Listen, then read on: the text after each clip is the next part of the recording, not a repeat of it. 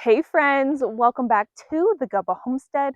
I'm 𝐚𝐭 and today we have our first garden harvest on the homestead. As you can see behind me, I have these beautiful rhubarb garden beds, and recently they started to go to seed because it is getting so hot so fast here. I noticed that some of them start to wither, so I knew I needed to come out here and gather up the rhubarb and preserve it. One of the best ways to preserve rhubarb, super easy, is to just freeze it. So that's what we're gonna do. We're gonna gather some rhubarb, go inside, chop it up, and then vacuum seal it and freeze it. So then whenever I need it for recipes, jams, jellies, barbecue sauce, pies, crisps, I can just grab it from the freezer and it is ready to go. So let's get harvesting. With rhubarb, it's super easy. All you do is just kind of go by the base, grab down by the base, and you are able to get rhubarb. Oh, this was the one that started seeding from, actually. So, and I'm also going to just take off this leaf and put the stem into here. Interestingly enough, the leaves are toxic on rhubarb, but the stems are not. Rhubarb is so good for syrups. You can make amazing syrup out of rhubarb. And I have so much rhubarb. So I am going to be here for a while, just gathering it up. So the leaves will just go into my compost. Right now, I'm not super worried about getting them directly into my compost. I will get those later. I'm just more concerned about getting the rhubarb into my kitchen. I recently made some rhubarb jam, and it called for 8 cups of chopped rhubarb. And surprisingly, you'd think maybe it would only be a few stalks of rhubarb. It took quite a few stalks of rhubarb. I'd say maybe 20, and I had like exactly 8 cups of rhubarb. So I need to gather as much as I possibly can if I want to continue using these in recipes, because they cook down quite a lot. And that is one of the things that you do when you make jam of rhubarb, is you will cook it down with the water.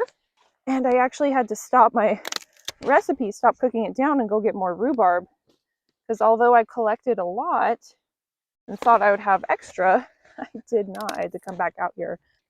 Oh wow, look at this leaf. Thing's huge. A long time ago, I have a fond memory of a rhubarb festival, and you brought the biggest rhubarb leaf, and there was a competition. Whoever had the biggest rhubarb leaf won. And so my dad had me and my brother go and pick rhubarb leaves in our backyard. We had it growing, never used it for anything. I don't know why, but we had this huge leaf and we ended up winning the competition.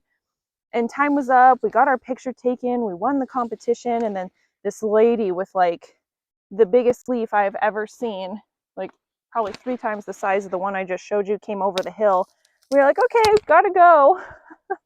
She was late though. We won fair and square. Can't be late to the competition, but so I have a funny rhubarb memory of that.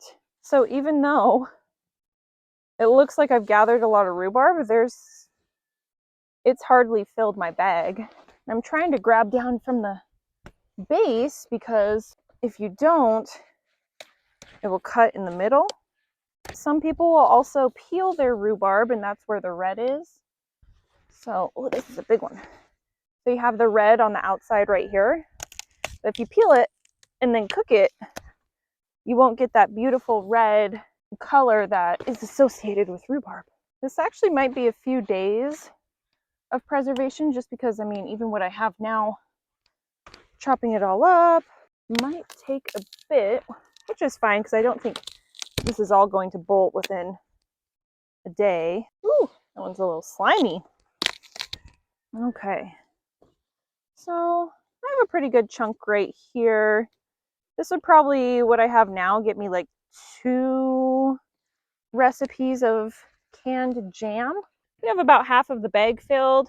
This will be a good little first batch. See how much this gives us, how much freezer space it's going to take up. Freezer space isn't an issue for me, but let's head back to the kitchen.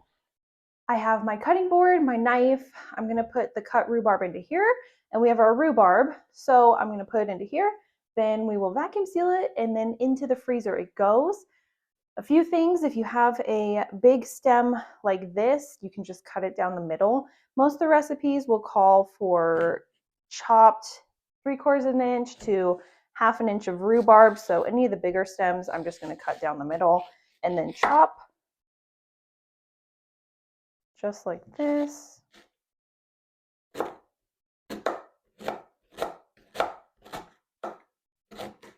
The ends will just go back into my compost pile that I have going on. So compost is another project that I am working on. I have a few other projects in my list ahead of time of compost.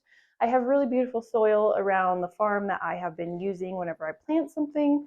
So compost will be coming soon. So these, I'm just going to cut all at once for just ease.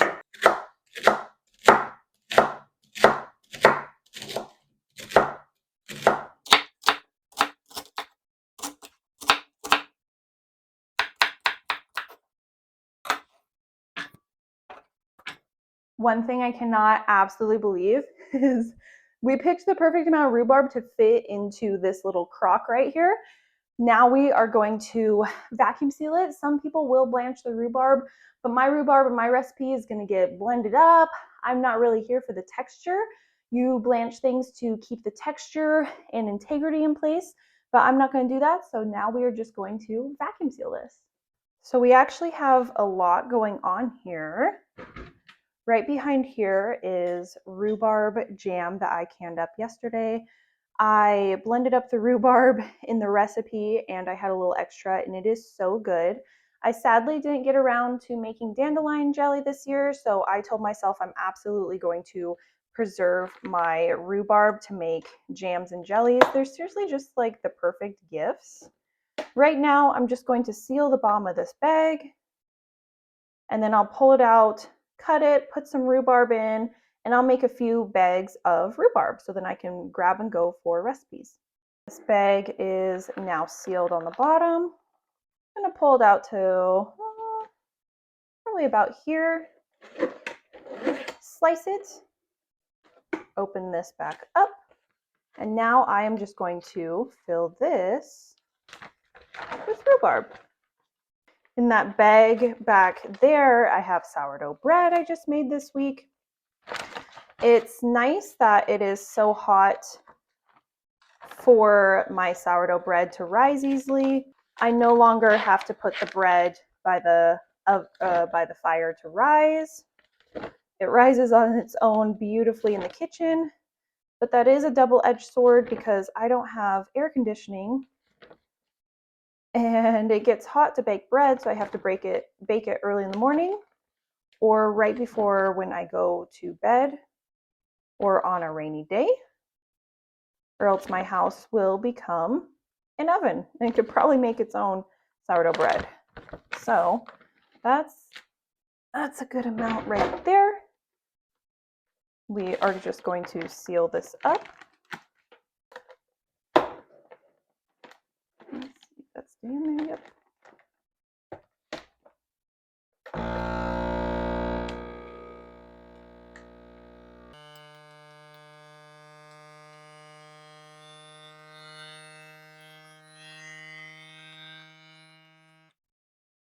Another option you can do is after you cut the rhubarb, you can lie it out on a cookie sheet individually, so then they individually freeze. The integrity of them might be compromised, like they're being squished together. So if you don't want that, if you want to keep the integrity of your rhubarb, individually freeze these.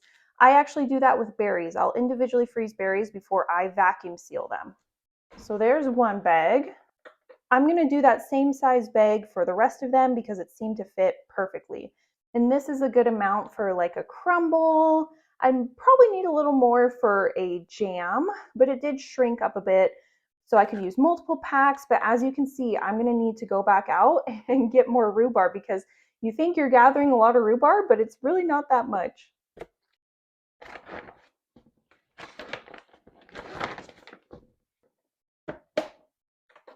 Oops.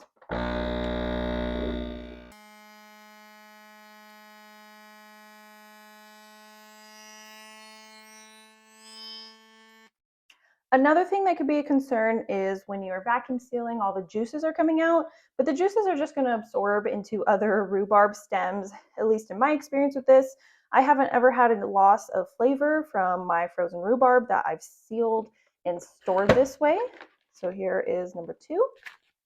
We got 4 freezer bags vacuum sealed of rhubarb. We got that little patch pretty much cleared out there, and this is how much it gave me. I'm so excited to use this for all the jams, jellies, crisps, and just pull it out of the freezer and it is ready to go. So if you have rhubarb, you can utilize food preservation with vacuum sealing and freezing it so it doesn't go to waste out in your field.